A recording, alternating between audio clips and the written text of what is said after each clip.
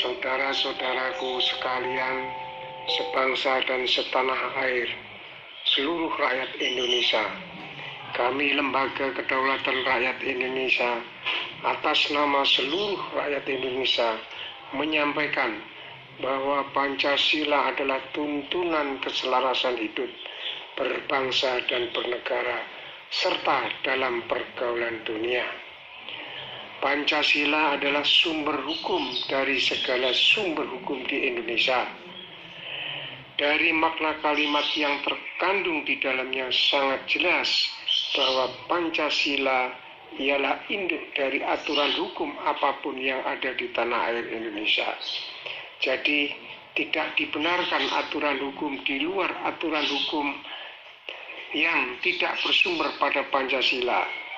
Apabila menafsirkan Pancasila harus sesuai dengan aturan hukum kelompok, golongan, dan agama, seharusnya justru agama yang merupakan komunitas di Indonesia harus sesuai dengan nilai-nilai Pancasila dan tidak boleh bertentangan dengan nilai-nilai yang terkandung dalam Pancasila. Contoh, kalimat yang sering kita dengar dan hal itu dianggap wajar. Nilai-nilai Pancasila tidak bertentangan dengan agama. Bagaimana mungkin Pancasila yang digali dari akar budaya luhur bangsa Indonesia, perilaku luhur, pandangan hidup bangsa Indonesia yang secara historis sudah dilakukan leluhur bangsa Indonesia sebelum agama-agama masuk ke Indonesia, harus didikte oleh agama, bahwa Pancasila adalah ideologi asli dari leluhur bangsa Indonesia, buah nalar pikir, perilaku, dan keluhuran budi nenek moyang bumi putra. Jadi sangat layak jika nilai-nilai agama tidak boleh bertentangan dengan Pancasila.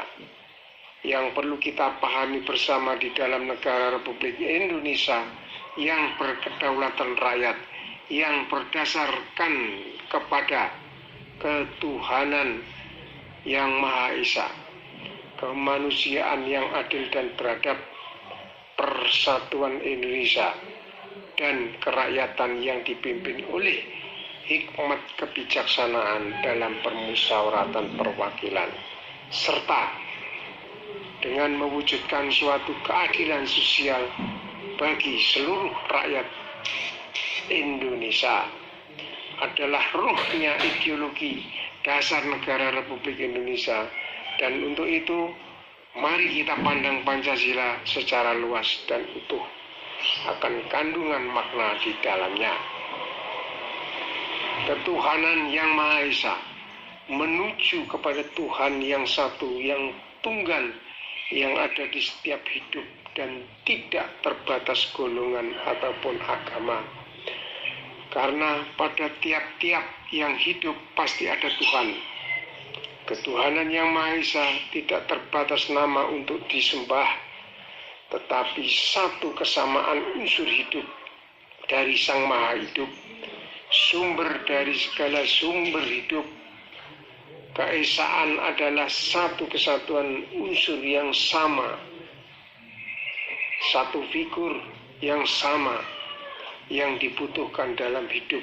Jadi sangat jelas bahwa hidup butuh Tuhan dan Tuhan tidak butuh organisasi persembahan untuk menyembahnya.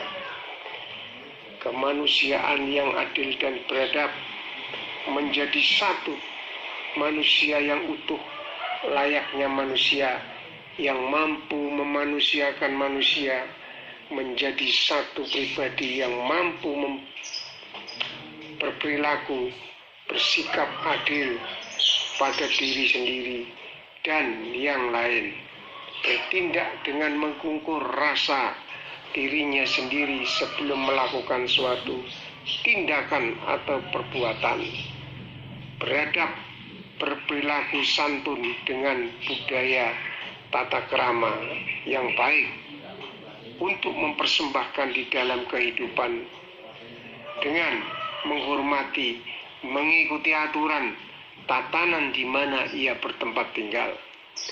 Persatuan Indonesia, satu kehendak yang merdeka, satu tanah air yang merdeka, satu aturan yang merdeka di dalam negara Republik Indonesia.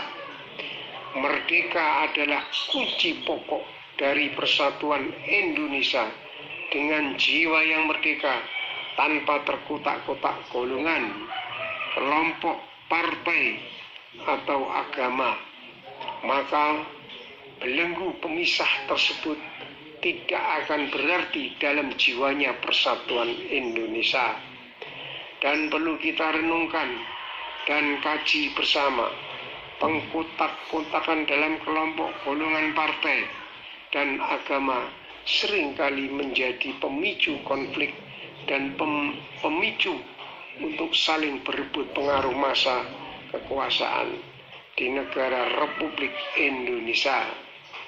Tidak dibenarkan dengan dalih argumen apapun persatuan Indonesia dipecah belah menjadi persatuan kelompok, persatuan partai, atau persatuan agama, karena persatuan Indonesia adalah titik akhir tanpa dapat diperdebatkan lagi.